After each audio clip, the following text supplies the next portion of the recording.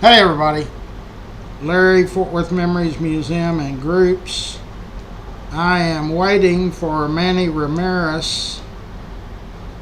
I just wanted to say something and then I'll go off the air and wait for Manny. He should be here in a few minutes.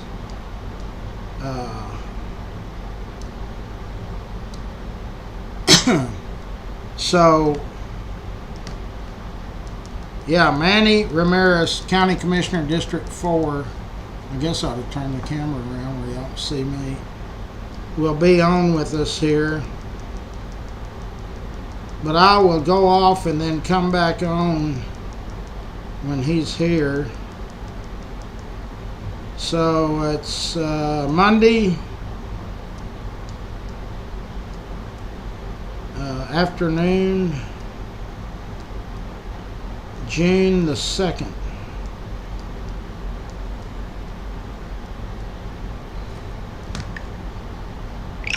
So we've got two people in. So this is going to be real short. In other words, if he walks in the door in the next few minutes, I'll go ahead and go off and then come right back on.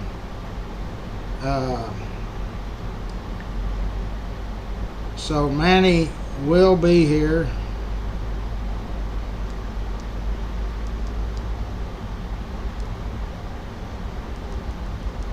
Well, I'll tell you what, it is hot.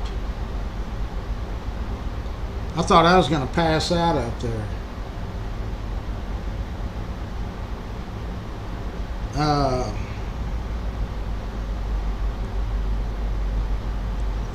What else was I going to tell y'all?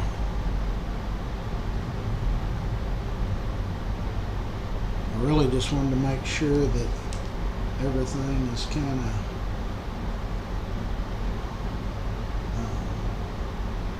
working correctly here. I'm going to share it. And I'm going to share it to. So we'll have it on YouTube. We'll have it on Memories. We'll have it on 7 or 8 platforms. Something I wanted to talk to y'all about. Yesterday we were talking about I made a post on the political group to be nice or leave. I want to explain that.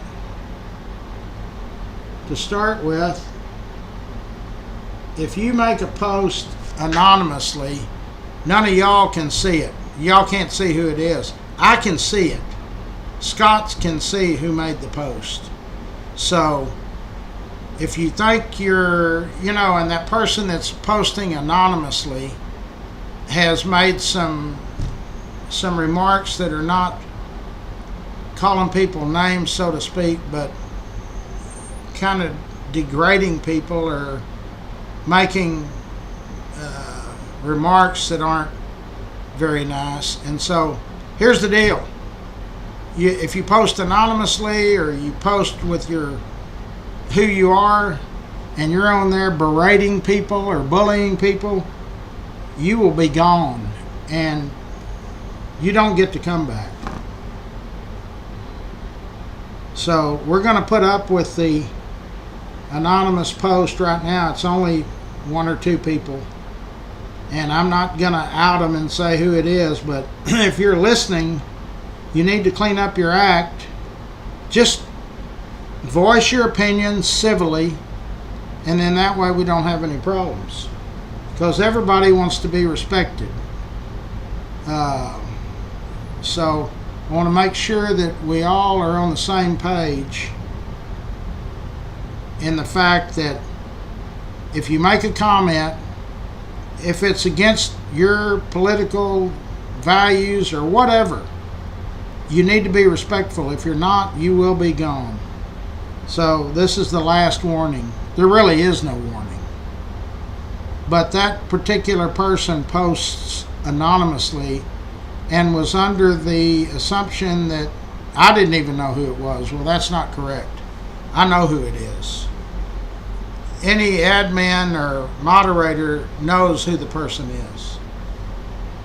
So, all I'm saying is be nice or leave. There's a lot of Fort Worth groups out there. There's a lot of political groups out there. You don't have to be on ours. We're not hungry for, in other words, we're not going to allow people to come on there and talk bad to our members and disrespect them. We got plenty of members. If we don't ever get another member, we're rocking over 200,000 between all the groups and platforms. So I don't need your business. Some people say, well, he doesn't need, that's right, I don't. Because I'm not going to put up with it. You've all been warned. 99.9% of everybody is respectful. They disagree with somebody, they say they disagree with it, that's fine. If you go on there and start calling people names, you won't have to worry about saying anything else because you will be gone. Okay, so I'm finished outside. Rosie had to go to, hey, there's Manny. Hey, what are you up to? So instead of starting over, come sit right here because we've just started. How are you, brother? I'm good, man. Good to see you. Manny is now here. So let me see if there's Manny. Let me see when it'll go on to. Well, we don't really need to see me. We just need to see Mandy. Okay, so y'all are busy. Busy. Oh, Been a goodness, while yeah. since we've had you Yeah. on. All of our members always look up to you because, like the CCPD deal, you came on many times. You're interested in reaching out to people and letting us know what's going on. Yep. This redistricting, I don't know if you've known, I've had Bud Kennedy on, I had Ann Zeta on. I still am not 100%, I am now, I know what it is, but the point that Ann made was that we normally do this after the 10-year cycle, the census. So why are we voting on it halfway through this census? Yeah, you're right. I think normally it is every single 10 years, and that's mandated that every, Texas legislature or every legislature, city councils, they have to look at it after every 10 years. But there's nothing that says that you can't look at it in between. Normally it is 10 years. And I tell you the reasoning that was brought to me for doing it mid-cycle after 5 years is we've grown about 400,000 people since 2010. The lines have not shifted since 2010. But we're going to have 2 election cycles between now and 2030, the next census, right? If we're to... And this What is election cycles are those? the 2026 and then the 2030 itself, because you don't redistrict until after the census comes out, so you won't have the numbers until the mid-2030. Oh, okay. So you wouldn't have new data until after that second cycle. Right. And so realistically, we know that if the court were to, if the middle seat, the judge seat, were to flip to Democratic, that the minute that happened, that it'd be redistricted to where it'd be 4-1 or 5-0, Democrat, Republican, and not the other way around. And we know that because it happened in Harris County and it happened in Dallas County. Harris County switched 3-2 in 2018. Now they're 4-1 because they redistricted a couple of years ago. Dallas County flipped from Republican to Democrat 3-2 in 2010, and now it's 5 Democrat, 0 Republican. And that's where, in Dallas? Dallas. And it's Okay. all because of redistricting. Every single line. So the final remaining Republican on the court, J.J. Koch from Dallas County, he was redistricted out 2 years ago. And so the precedent is there. Again, you know how I operate, Larry. Yes. Very little politics Yes. in any form or fashion comes into my mind, or even in this job. I think a county commissioner, our roles have nothing to do with politics. One exception is drawing the political boundary lines inside of the county. And so I look at that as our responsibility to do that, to make sure that we keep consistent leadership there. It's just a part of the game, you know? Right. And unfortunately, it's that way. I mean, I wish it were nonpartisan. In a perfect world, it would be. I think that mayors and folks in different cities, they have the luxury of it being nonpartisan. You can draw lines and don't have to worry about politics so much. But in commissioners' courts, in the state legislature, in the U.S. congressional redistricting, it's always political. And so Dallas County showed us that, Harris County showed us that. When I actually looked back and saw that data, that's what convinced me to say, listen, we're doing the right thing. It's justifiable along those boundaries, because if we were to not do it, and say in one of the 2 election cycles it switched 3-2 Democrat, well then the next thing you know, Tarrant County's Democrat for the rest of our history. And so this way you can make sure that you at least have a chance at a conservative majority.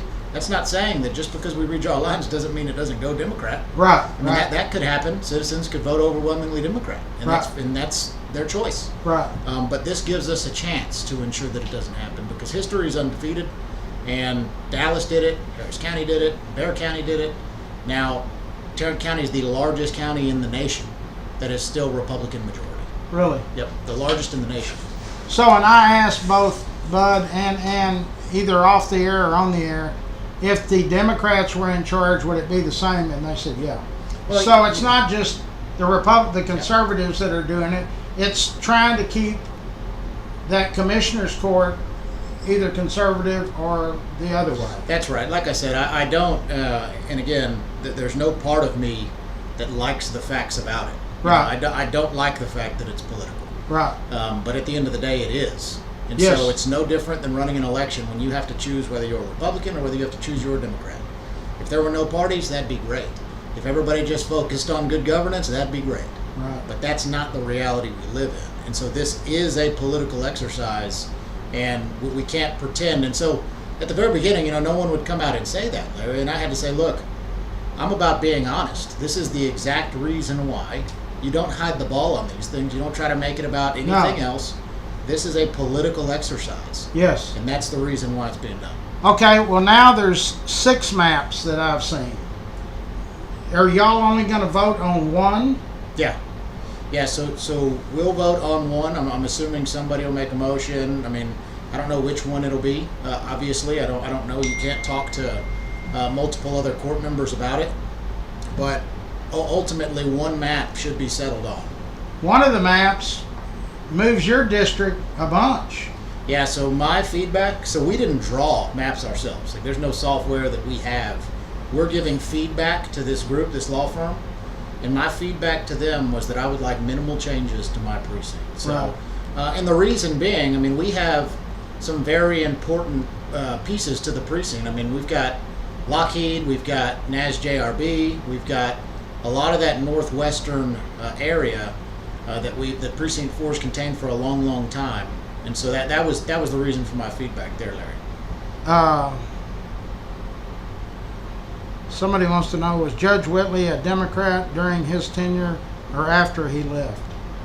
Oh, he was a Republican when That's he was what I running. thought. Yeah. I don't know about after he left. Yeah. I don't know if he switched parties or not. I'm not sure. Okay, so something else that different people have said, that the citizenry was not, this has all happened in the last 30 or 40 days. Yeah, well, I think two or so months ago was whenever the process got started. I know I sure didn't, but I know some other members on the court, when they were running for election, they were talking to citizens about this being a necessity. I think Judge O'Hare ran on redistricting. Oh, no, he said, did. "We need to do that." And I don't recall that. He did. I know for a fact he did. So he did. So it wasn't a surprise that it came up. It was a surprise when it did and kind of how quick it's gone. But ultimately, I think the input, putting the maps out there and asking for feedback, and we've gotten several hundred probably comments from not just our elected officials, the mayors and all that, but from our citizens that have said, hey, we don't want to be in this commissioner's precinct. We like to be in this one. I mean, and I've had folks reach out to me and say, Manny, we don't like some of these options because it comes out of your precinct and we want to stay in precinct 4. Right. And so we've listened to every single one of those comments that have come in. And I think those are important. I mean, somebody mentioned the other day, they said, well, Manny, did it bother you that the mayors put that letter out, and they don't really have anything to do with our county redistricting, but did it bother you? And it didn't really, Larry, because they were making their opinion known, and I appreciated that. I said, and one thing I committed to those mayors, or to the couple that I talked to on there, just said, listen, I'll seriously consider your concerns, because if there's anything that was not legal about this, or anything that was not justifiable, or in my opinion, not necessary, well then heck, I'd pull the ripcord. I mean, you know me, I don't No, I know. I don't care about the rest of that stuff. You saw, I mean, there was just last year, everybody got mad at me because I made a decision that I thought was the right thing to do. That's just how I operate. And so if I thought that there was anything illegal about it or anything suspect, obviously I just wouldn't support it. But realistically, I mean, this is a political exercise, and I understand the frustrations of those on the other side that wanted to see Tarrant County eventually turn purple, eventually turn blue, and they thought inroads could be made that direction. But this makes sure that we stay on the right track for at least the next 10 to 20 years. Will Lisa Simmons in one of these maps, will she no longer be a commissioner, or is that possible? Or No, I mean, she's going to remain. I don't know where she lives, so I don't know how these lines are drawn in her district, but I mean, I'm assuming she's going to stay in Precinct 2. So she certainly can run for office in Precinct 2. Okay, well, if the map we choose, y'all choose, we choose, eliminates anybody, even yourself, because where you live, how does that work when the next election? How often are y'all elected? Every 4 years. Y'all are 4 years, and you got elected 2 years ago, 2.5 years ago. So we'll be up in 2026. Okay. And the judge is the same? So that the 3 people up, it's 3 and 2, it staggers. So myself, Judge O'Hare, and Commissioner Simmons will be up for election this next cycle. And then in 2 years after that, it'll be Commissioner Kraus and Commissioner Miles. So in reality, people are trying to say, well, what's the difference between the commissioner's court and the city council? Y'all dictate everything county. Yeah, so we have, and this is the kind of misnomer about Arlington and Mansfield and these cities saying they don't want more than one commissioner. They want to just be with one. We have 41 cities Right. inside of our county, Right. and we only have 4 commissioners. Right. So not every city can have their own commissioner. And the city of Fort Worth has had 3 commissioners since they became the county seat. I mean, 50 to 100 years ago. I mean, they've been, but the service doesn't change. So we vote as a court, not a single individual commissioner controls what happens in Tarrant County, not even the judge. It takes 3 votes on that court to do anything countywide. Right. And so whenever we have an interlocal agreement with a city to build their roads or to pave a parking lot with an ISD, that comes before the entire court. And so service doesn't get sacrificed in any form or fashion. Everything comes before the full court when decisions are made. I've talked to a lot of these mayors. None of them really wanted to come on. And some of them say exactly what you said. I'm used to picking up the phone and calling Manny, Matt Kraus, Elisa, or Mr. Miles, and now we're going to have 2. And I said, well, maybe 2's better than 1. I mean, what? It's not going to change. It's not going to affect anything. Yeah, the formula doesn't change on how commissioners and the court support their cities. A lot of these smaller municipalities, like Sampson Park, White Settlement, Blue Mound, a lot of these smaller towns, Watauga, Altum City, we do a lot of work in their cities, Sure you do. primarily on roads, bridges, etc. But we help them quite a bit, and none of that changes just because the composition of the court changes. Just like I said, I mean, heck, I could not get elected in 2 years, and so bottom line is these seats don't belong to us. They don't belong to individuals. They belong to the citizens, and they Right. belong to the folks who live here. And so that court's commitment, that's my commitment, is that we look at everything. When we're voting on things as a court, Larry, I don't consider just because it's my precinct that it's important. I consider every single city and citizen in the county. Right. So does anybody else have any questions on that? And then we can move on to Brittany, Joseph, everybody's high. Okay, no questions yet. One big thing about me, I drive in from Springtown every day, Yep. and that bridge it's coming along. We actually going home can get on it. Yep. But the roads in Fort Worth are terrible. Whose responsibility is that? Oh, the city of Fort Worth. So they manage their own roads primarily because they're all concrete. So one misnomer is concrete versus asphalt. So the county, every unincorporated road that we have in Tarrant County is asphalt.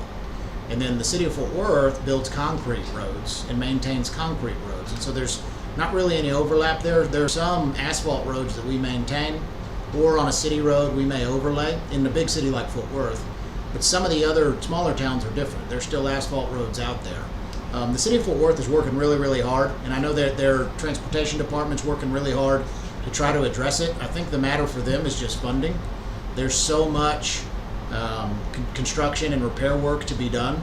I think it might have been last year or the year prior, they were trying to put a surcharge or a tax on something to get a couple That hundred, hotel deal. yeah, a couple $100 million to do in one fell swoop all the roads. But that's why you see these bond packages come out. They prioritize repairs and new builds in some of these roads because what happened was our city grew up really, really fast. Yes. And the infrastructure didn't develop around it. I mean, Right. so when you look at what we're doing up north, primarily off of Bonds Ranch and Boat Club Road and all that, we're making sure that the roads get built before the houses. And we're making sure that the infrastructure, water, sewer, even police and fire, are in place before all these citizens move in. We've learned our lesson from what not to do. Thank And God. so now as we plan going forward, this is something that's very important to me, whether it's working with TxDOT, whether it's working with the city, whether it's working with other counties, be it Parker County and Wise County, we have to make sure that infrastructure is the number one focus when we're bringing in all these new people and these new businesses. Because we can incentivize economic development all we want, but at the end of the day, we have to support the people that live here already and make sure that the infrastructure can support the people that are coming. And when I say infrastructure, like I said, I don't just think roads and bridges. I think police and fire. I think water and electric. I think internet. I mean, all of that stuff is infrastructure that you have to account for whenever you're planning these things. And that's our role, is to make sure that as developers come in, that they put their fair share in to pay for those roads, and that they make sure that public safety is covered up there, whether it's a new fire station, whether it's a new school. They've got to work with the ISD to plan that. I mean, those are things that we have to make sure going forward we're considering. And so primarily unincorporated areas, Larry, that we manage, they're on the outsides of these big cities, and so they don't have city services yet. You know, our sheriff's office handles all the police enforcement up there up north and down south and Crowley area. And then our ESD, the Emergency Services District, handles fire. And we contract with a few other cities, but we don't have Fort Worth service in these unincorporated areas primarily. So that infrastructure is important. Years or some time ago, I talked to you about we ought to be attractive enough city to make those developers pay for this infrastructure, and you agreed. Oh yeah, and we are. So what I'll say, and I can only speak for the projects that we've seen over the last year and a half develop in our precinct, because those are the ones that we're deeply involved with. But these developers are coming in and offering to put in the streets first, to build out the water and sewer pipelines to get to them, to donate land for a school, to donate land for green space and ball fields, and donate land for emergency service district and a sheriff's office. And so we are that attractive. And now you see, I mean, there's a lot of data center developers and all that Yes. coming through. I actually had a conversation with one. They came in and they're building one up north, and it'll be in the city of Fort Worth, but they came to talk to us too, because usually the county and the city participate on tax incentives for these businesses that Good. come in. Well, I sat down with these data center guys and I looked at them and I said, man, you guys are going to make a whole heck of a lot of money on this deal, aren't you? And they said, yeah. I said, well, then why do you need tax incentive to come here? Like, this is a great site. You got power, you got water. And so we weigh those pros and cons. So ultimately, that was one where I said, it doesn't make much sense for us to participate, because they're coming whether we do it or not. Now, if you want to get Apple or Google or one of these gigantic companies that's going to come and bring 5,000 jobs for people that live here already, now that's a deal where you may want to say, okay, what can we do to try to incentivize these guys Sure. to come, because it's going to benefit the whole community. Those are the ones where I think you have to look at them one off, but you can't just have a blanket policy that, you know, an incentive goes here, an incentive goes here. You've got to look at them case by case. But the Economic Development Partnership, the EDP that we have in Fort Worth now with Robert Allen leading it, he used to work for the governor and the state EDP. They're doing an incredible job fielding incoming requests for people that want to come here. They partner with the Fort Worth Chamber, and they make sure that whatever they do, bringing in a new business, also benefits existing businesses. That's a priority of mine, is making sure that our local companies, the folks that employ people here, the folks that live here, that they're the ones that benefit first. We have a new policy in the county that started about a year and a half ago, we passed, where if there's a bid on any project, let's say we're buying 100 laptops for the county, right, to replace them. Well, if there's a bid that comes from Tarrant County, or if there's a bid that comes from Texas first, that we can award that bid if it's within 5% or so of the total cost of the lowest bidder. So if there's a company out of Chicago or something that's the lowest bidder, but yet we've got a Tarrant County company that can do the same thing, same product, and maybe they're 5% higher or so, we can select the Tarrant County company. And we never used to do that, but now No, we do. you and I talked about that Yeah. before during COVID. Yep. And I knew that was a big thing for you, and we're Yep. happy for that. So, as it stands right now, I had Michael Crane on a few weeks ago, and he said the city is not giving tax abatements. Is the county still giving tax abatements for some Well, operations? the city is. Oh, the city is? Oh yeah, the city continues to incentivize with tax abatements certain businesses that come here. But like I said, their calculus is all about what benefit does it give to the citizens. So I'll say the county has partnered with the city on a few. So look at probably the most recent example. Look at Veal Ranch down south, right? Mhm. So they're doing. I mean, it's 5,000 acres, gigantic deal. It borders Parker County. Half of it's in Parker County, half Right. in Tarrant. But that deal is going to bring huge corporate campuses, probably, heck, I don't know, 15, 20,000 people. But in order to make sure those folks developed it the way the city wanted it to be developed, with the roads, the bridges, the infrastructure coming in first, the city incentivized them and said, hey, look, to make sure this benefits the whole community, not just your development, but everybody else's around it, this is what we'll offer you in a tax incentive. And so those are the ones that the city's still doing. Or if there's a particular business that's going to come here, like I said, and offer, 5,000 jobs, 500 jobs, and they're going to be good jobs that our citizens really need, then the city will incentivize that too. But yeah, the city's still doing it. I mean, pretty regularly, and we always, if they come to us and ask us to partner with them and offer some ourselves, we always strongly consider it, just because we want to be a good neighbor, and we want to be a good partner and make sure that if there's 1,000 jobs that could come to Tarrant County to help our citizens, we're not pushing them out to another place, to another state. If it's a big corporate relocation or something. But we're not in the business just to give away tax revenue, just to give it away. And remember, the Tarrant County tax, I mean, it's probably an eighth of a homeowner's total tax bill. It's a very small portion. Yes. We don't manage nearly as much services as the city of Fort Worth does. I mean, they do garbage, they do all this other stuff. The county does not do that. And so our tax rate is a fraction of a city's tax rate. Our tax rate is a fraction of the school district's tax rate. And so our portion is very, very small. So whenever we partner with a city to offer incentives, it doesn't have as big of an impact for a developer as the city's. As the city's role. Yeah. This 199, you asked me or told me that y'all had a model of it at one time. Does it ever, from my understanding, that bridge is never going to touch down in the Lake Worth area? It's going to go all the way to 820 Yep. upper? Yeah, so they're still, I mean, in all likelihood, Larry, I mean, 199, gigantic green space in the middle. Right. In all likelihood, that's going to be a road. And so obviously there's going to be elevated portions, but it's going to be, have you driven 170 lately up north? Or 114?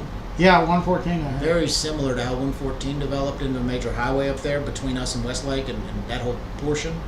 So the one thing that TxDOT, and this is why they hadn't gotten further in the planning, is that we were really concerned, or the folks in Lake Worth are really concerned, of turning that city into a flyover where Yeah. no one would stop, no one Yeah. would visit. That's what I was thinking. And so they have now shifted to put more on and off ramps, and they brought the city in to talk to them about it. But yes, the plan is to take 199, make it a major highway that goes all the way to 820, expand 820, and then 199 eventually. And I actually say eventually, but it probably happened before that overpass ever happens. 199 from 820 coming into downtown, that whole thing is going to be a highway. Really? Yeah. So that's actually phase one of TxDOT's plan. They have that plan to get built before the other side. Where does that money come from, the TxDOT? Is that from the state tax? Yeah, that's all from the state. So I forget the exact dollar amount, but the last biennium they funded TxDOT, their roads was like $100 billion. Wow. And this is all across the state, though. Yes. But in Fort Worth and Northwest Tarrant County specifically, over the last decade, we've not been the most competitive in getting those dollars. That's why we have these big projects that hadn't gotten finished. So one thing we're doing differently now is that we're actually using local dollars, county dollars, city dollars, to engineer these projects for TxDOT. So Right, you Boat- told us that. So Boat Club Road, Yes. we're engineering the whole thing. And Boat Club Road needs to be redone. It needs Yes. to be 6 lanes. It's a major north-south. It was not even on TxDOT's radar. And Wow. so they were like, okay, it's on our system, but not much complaint about it, even though you know how bad traffic gets. And so we said, if we engineer it, and it's shovel ready by the time the state has another project across the state drop out, I mean, that goes to the top of the list. So now, since we've started engineering on it, it just keeps going up and up and up. And so eventually, and we've got our fingers crossed for the next couple of years, we're able to construct a brand new Boat Club Road. Wow. And it's just because we're doing the work up front. And that's, in my mind, yes, it's hard work. Yes, it takes planning, and it's our team that has to do it.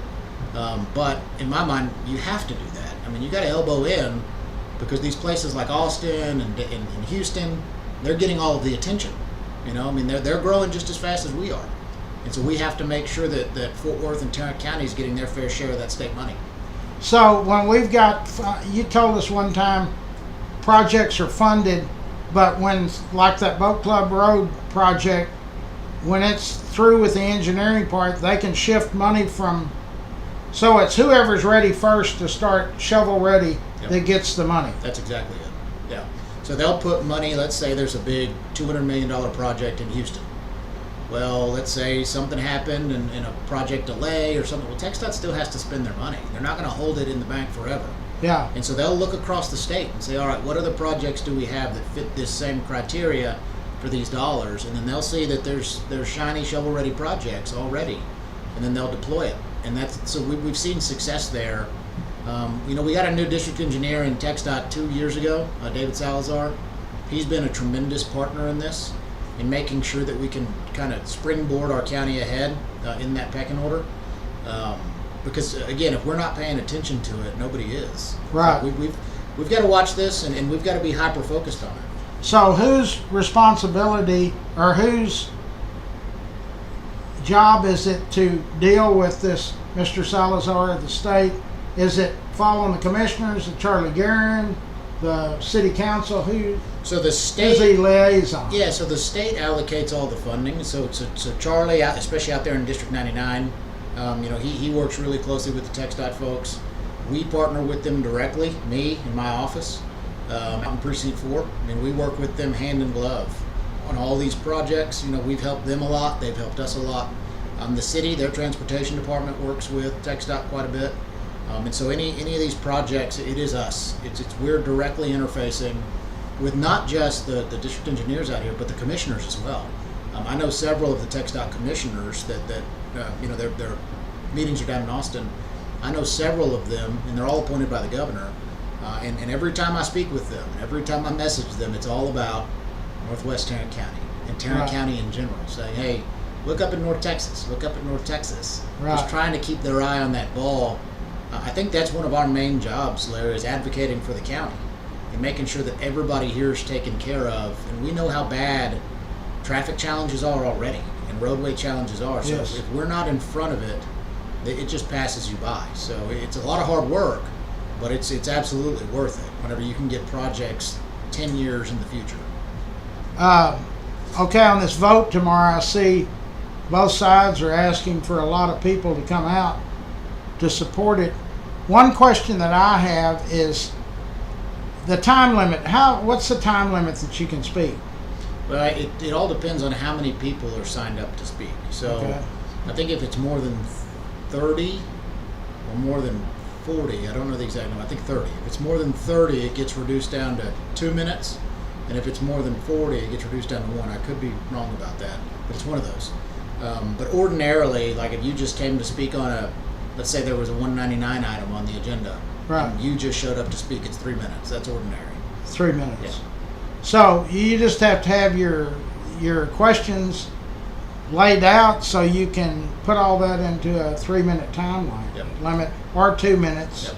Uh, Yeah, and the purpose is what ended up happening, and this is no different than how they function across the state. If you have, if you show up at a state agency meeting for public comment, and there's more than 4 or 5 people, they usually reduce the time.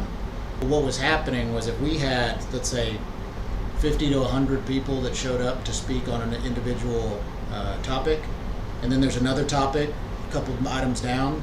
Well, those 50 to 100 people, I mean, if you got 3 minutes each, that's 300 minutes. And so the person that wants to speak on another item that doesn't really care about the other item, right? They just want to come speak to their commissioners, speak to the court. They would end up sitting there for 5, 6, 7 hours, and then being able to put their 2 cents in way after that. And so it wasn't really convenient for the citizens that really wanted to come make their point. You know what I mean? but I tell the members that have asked me about it, and I said, but you can call Manny's office all during the week and talk to him. Anytime. Yeah. And Lisa Simmons, Judge O'Hara, everybody, y'all are available and to honestly, talk. And honestly, that's the best way to go. Yeah, because sure. Then we can have a conversation about it. Yeah. When we're up on the dais, we can't respond to things people say. We can ask questions and we might be able to have a dialogue. But if there's 100 people there, Yeah. it makes it very difficult. And again, it's just, to me, it stopped citizens from speaking because they didn't have the time to sit there for hours. I mean, I understand how valuable time is, and having our citizens come out to be able to participate. I mean, we need to make that as easy as possible. But yeah, I mean, like I said, but we've fielded a ton of letters.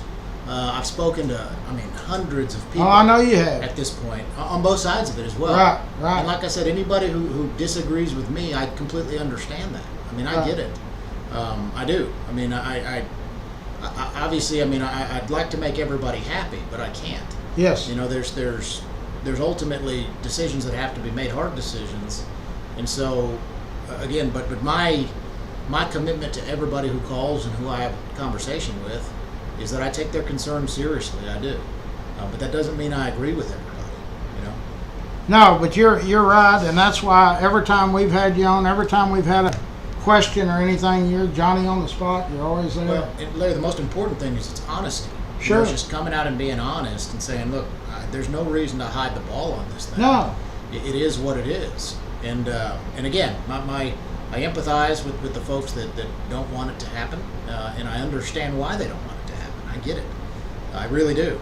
But at the end of the day, I think that it's a responsibility that we have to take serious, and it's something that we have to seriously consider doing.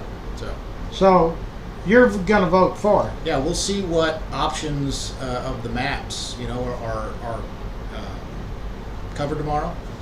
We'll see. I mean, there's certain maps that I don't like. There's certain maps that are okay.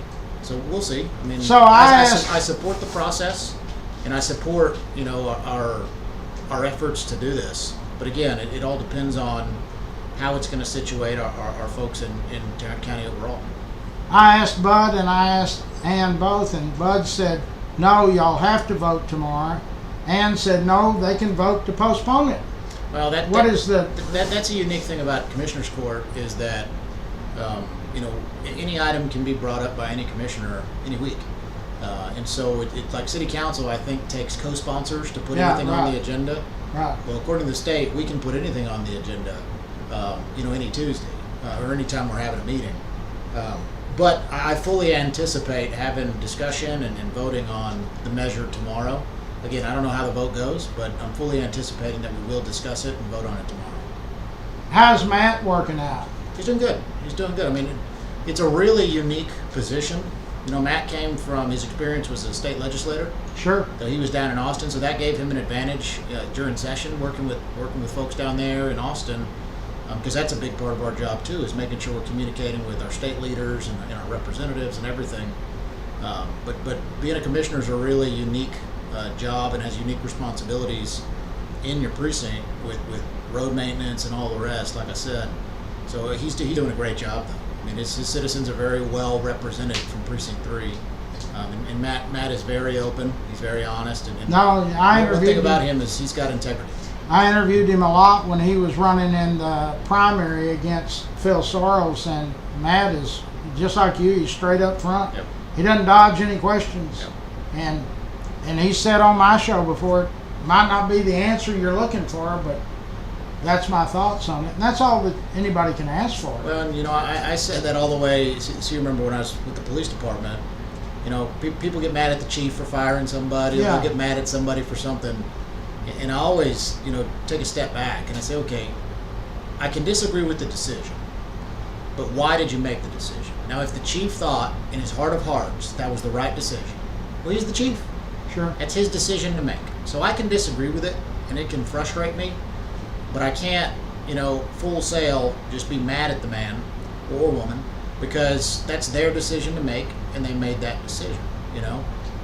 What I hope after all the dust settles, after all this redistricting stuff, is that in several months, in a year, and 2 years, next election cycle, that this really does turn the temperature down. I mean, I don't think that I've been as viciously attacked ever in politics, except for this issue.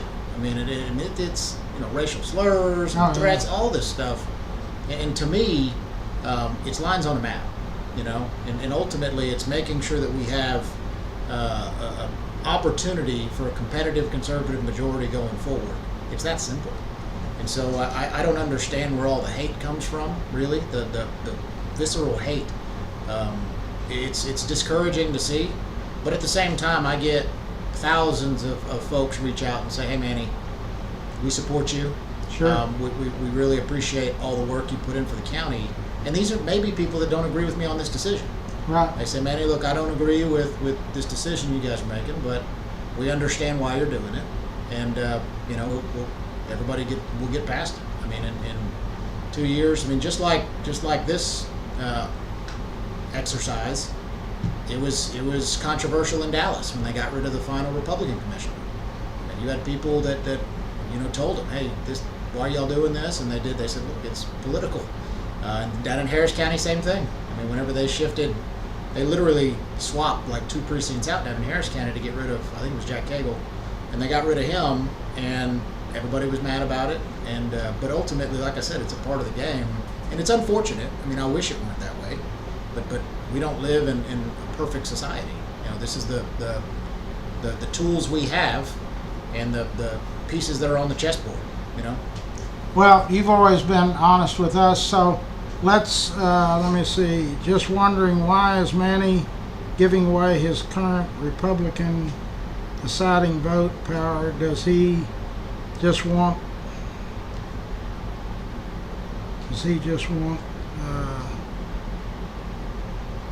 why didn't they bring this up back in 2023? Back in the 2023 data. You've already gone over that.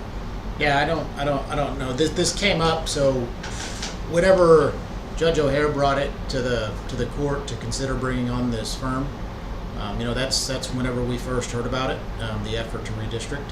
And so we did our research, we did our diligence, and said, all right, is this the right thing to do? And what's happened across the state, what's happened across the country, and ultimately that's where it came in. I mean, I haven't spoken to any Republican operatives or any of that about this. I mean, it was independent thought, just like all of my other decisions.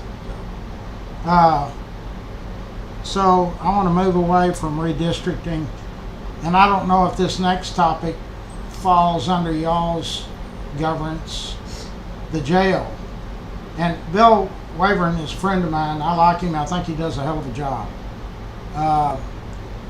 There's some people I've had on recently that say the sheriff's only job is to run the jail, not go to all of these meetings or whatever.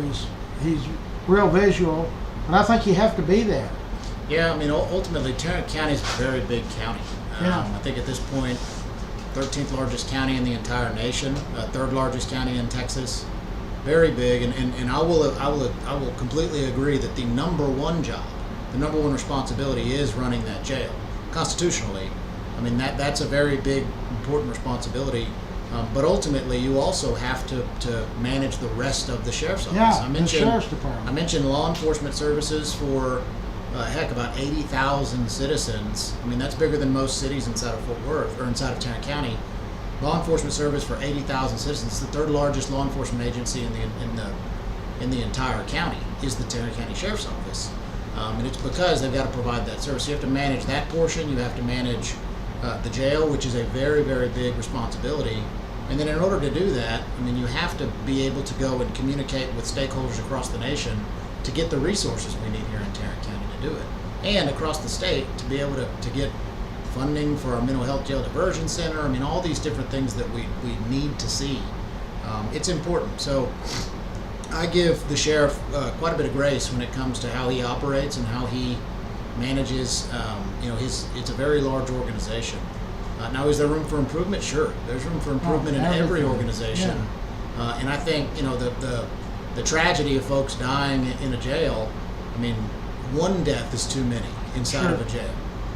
It's unfortunate. I will say that I won't say it's overblown, but I'll say that it's, when you look at how many lives are saved by our folks that are working every single year inside of that jail, I mean, it's in the hundreds of suicides that are prevented because our jailers stop it, of overdoses are prevented because our jailers administer Narcan or whatever, of times they separate two prisoners or two folks that are confined because they're fighting. I mean, the times they're assaulted when they're trying to break that type of stuff up. I mean, that happens every single day, multiple times a day. And our jailers have to deal with that. It is an incredibly tough job to do, being a jailer nowadays. So I wish that were more part of the conversation, and that we talked about why we have jails in the first place. In my mind, the one thing that gets lost in conversation when we start talking about the jail is the victims that are out there in Fort Worth and all in the 41 other cities that are in Tarrant County. I mean, the victims. There's a reason people go to jail. It's not because somebody wants to put them in there. It's not because law enforcement officers want to put them in there. It's because they're enforcing the law. Now, could we move quicker in the court process? Could we make sure that nonviolent offenders are first on the list to get out? Absolutely. I think all of those things are low-hanging fruit that we got to look at that would solve the problem of having overcrowding. I mean, today, as we speak, there's 4,500 people in that jail. Just 3 months ago, it was only 4,100. A lot of this has to do with the state not picking up their prisoners, people that have already been sentenced for crimes. But the vast majority of the people in our jail haven't been sentenced yet. They got arrested, and they're being held until they have their day in court.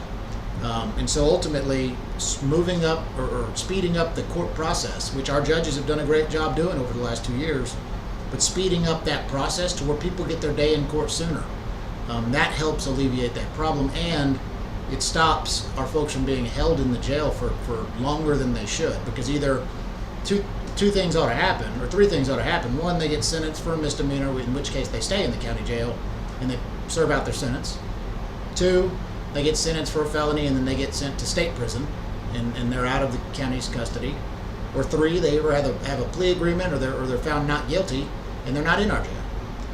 Or they post bond and they're not in our jail and they're waiting until their court date. And so there's four things that can happen. And all of those have different levers. But again, what I would hope comes back into the conversation at some point is the victims. I mean, if you get robbed, Larry, at gunpoint, how would you feel if they just let the guy who did it walk out the door the very next day? Yeah, no, I understand. So again, jails, while we have to make sure that everybody is treated with dignity and respect no matter what, jails exist for a reason. Sure. And it's not the prettiest topic to talk about. But I will say this, that there is vast room for improvement in communication. I think if something happens in our jail, if a death happens in our jail, we ought to be talking about it in 24 hours. Sure. We ought to be talking about exactly what happened, why it happened, where it happened, is there video of it, et cetera, et cetera. We have to over-communicate those type of things. We've seen some tragedies happen where we haven't talked about it. Yes. We've not given any information, and when there's no information, what fills the void? Bad information, because there's no information. And you came out immediately and said, We need to talk about it. I mean, well, because there's again, just like this, there's no use hiding the ball. No. If things are bad, tell the citizen things are bad. If things are good, tell the citizens things are good. But don't tell them nothing. You know, But this new jail administrator, is that just a Band-Aid? Is that to appease the public? no, quite literally, the jail administrator is the one that's doing the work day in and day out. And the new one that Sheriff Wayburn hired, Shannon Herklotz, he's recognized across the country as being one of the best in the business. Good. He worked in Harris County. He worked in Dallas. He just came from Dallas County, and they tried to keep him by trying to pay him more than we could pay him, but he didn't want to stay there. And so he is very, very good. He's very knowledgeable. But again, it's a very, very tough job. I mean, you're dealing with increased populations and decreased workforce because we're having a very difficult time hiring. That's not the most attractive job in It's the not. world. It's not. So I always visualize it as, well, I can go to work, honey, over here being a jailer until I find something better. So I'm sure there's a lot of Yeah. turnover. Well, and the press and the negative attention doesn't help. Oh, no. You know, people want to be proud of what they do. They want to be proud to go to work and say, listen, and what they do is a noble profession. I mean, Sure. they're a part of the law enforcement criminal justice chain, an important part. You know, I mean, we have to have jailers that are there that can serve and make sure, because they're a part of keeping the public safe. Sure. And so we've got to make sure that we're taking care of them. We're going to have to look at the budget cycle this year, and I'll have to look across the state to see where we are. But last year we were able to raise their pay to where we were the highest paid jailers in the state. And so hopefully we remain that in this budget cycle to make sure that we can bring those people in. But I know that there's some creative things they're doing in recruiting and the rest. We're getting more applicants now. Good. We've just got to make sure that we keep the people we have. So right now it's not a hiring problem anymore. We're still losing a lot of people. So you may hire 50 people in one class. Well, 51 people will leave in the next 3 months. You Yeah. know, and it's a constant cycle. People aren't staying as a career anymore, and so we have to find a way to incentivize them to stay. But I think a lot of it comes from public support, just like being a police officer. Sure. Public support. When you know that the city of Fort Worth, or when whatever city you work for, supports you, you want to go to work and you want to feel proud of the job that you do every day. And so it's having, people that are compassionate to say, listen, we understand you have a tough job. We understand that maybe some people made mistakes here or did some things that they never should have done, but we hold them accountable. But we're going to support you until we have a reason not to, And last time I interviewed Bill, we got to be thinking about a bigger jail right now. Yeah. I mean, we've outgrown that one. Unfortunately, I mean, that's as your population soars. But the all of proportion- this negative press is not going to help that issue. It doesn't. But, I mean, to be more efficient, we have to have, Well, and how we're laid out, I mean, you got to think, even the jail we have currently, being elevators, I mean, it's downtown, centrally located, and that was the whole purpose. But is that really the best place no, for I it? don't think it is. Probably not. And if you had one floor, I mean, just set out, I mean, it's safer. You can have Large compound. Yeah, exactly. I mean, those are considerations, but again, those are very, very expensive. Well- And those are tough issues to tackle, especially when you don't have public support behind it. I mean, we have to make sure that narrative. And I get it. People will hyper focus on Bill and say he's not doing his job. But at the end of the day, you need to focus on the jailer. Those are the people that are doing it day in and day out Yeah. in there, and they need our support. They need our support to do their jobs and to stick it out when times are tough. Because they're working 50, 60 hours a week because they're short-staffed. And I can't thank them enough for doing what they're doing because their job is important and it matters. It's kind of like the head coach of the Dallas Cowboys. If the team isn't performing, he gets fired, and it's the players that, Yeah. Yeah. Well, again, I mean, all we can do as commissioners is give Bill the resources that he needs Sure. to do his job. We hear all the time, oh, well, you guys control the purse. You can cut this and cut that. I said, all that does is affect the people that are doing the job. Yeah. We're not going to cut workforce or cut budget or cut equipment. It's all counterintuitive. It's cutting off our nose to spite our face. I think what we can do is provide ideas and provide backup and support, and really support the behavior and the policies that we want to see. I think that's our job. Manny, it's always a pleasure. You're always fantastic every time you come on. Let's take one. We do not support corruption, therefore we don't support the sheriff. We're not going to talk about negative stuff. I I had a judge call me one time when I was doing that family court stuff, and he's still on the bench. He said, "I want to come over and meet you." And I said, "Why is that?" And he said, "There's more people hate you than hate me. I get death threats for posting prayer requests." Yeah. So, but it's always a pleasure, sir. I see your family's growing. Oh, my goodness. Kids are doing great. 13, 12, and 11 little girls. Oh yeah. Yeah. Doing great. So It time happens flies. fast. Everybody always asks me, ask him what he's going to run for next. I don't have any idea, and I don't think he wants to talk about it anyway. Yeah. You've got a job that's very important, and tomorrow it'll all be over with, and then we'll move on to the next deal.